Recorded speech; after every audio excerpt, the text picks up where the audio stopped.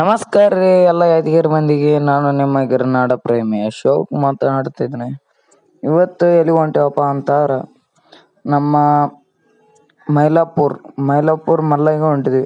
ಇಡೀ ನಮ್ಮ ಕರ್ನಾಟಕದಲ್ಲಿ ಅದ್ದೂರಿಯಾಗಿ ನಡೆಯುವ ಜಾತ್ರೆಯಲ್ಲಿ 2 ಜಾತ್ರೆಗಳು, ಅದು ಒಂದು ಚಿಂತಿನ ಮೌನೇಶ್ವರ, ಇನ್ನೊಂದು ಮೈಲಾಪುರ್ ಹೋಗೋಣ ಬನ್ನಿ.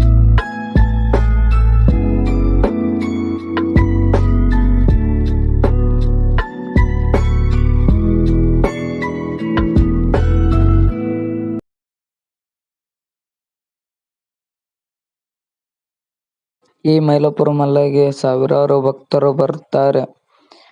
ಅಮಾವಾಸ್ಯೆ, ಹುಣ್ಣಿಮೆ ಎಲ್ಲ ಬಹಳ ಮಂದಿ ಬರುತ್ತಾರೆ. ಹಾಗೆ ಕೇಳಿದ್ದನ್ನು ನೀಡುತ್ತಾನೆ ಎಂದು ಎಲ್ಲರ ನಂಬಿಕೆ ಇದೆ.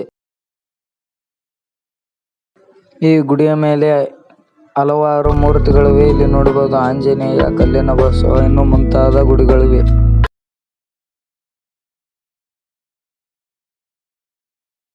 ಇಲ್ಲಿ ಮಲ್ಲಯ್ಯನ ಕುದುರೆ ಹಾಗೆ ಮೂರ್ತಿ ಇದೆ. ಅಲ್ಲಿ ಮೇಲ್ಗಡೆ ಕಂಡ ಗುಡ್ಡದಲ್ಲಿ ದೀಪ ಹಚ್ಚುತ್ತಾರೆ. ಇದೆಲ್ಲ ಸುತ್ತ ಆವರಣ. ಇದು ಜನಗಳನ್ನ ನೋಡ್ಬೋದು, ದಿನಾಲು ಹಿಂಗೆ ಬರ್ತಾರೆ ಇಲ್ಲಿ. ಆದರೆ ಮೈಲಾಪುರ ಮಲ್ಲಯ್ಯಗೆ ರವಿವಾರ ಅವರ ವಾರ, ಆದರೂ ಕೂಡ ಬಹಳ ಮಂದಿ ಬರ್ತಾರೆ.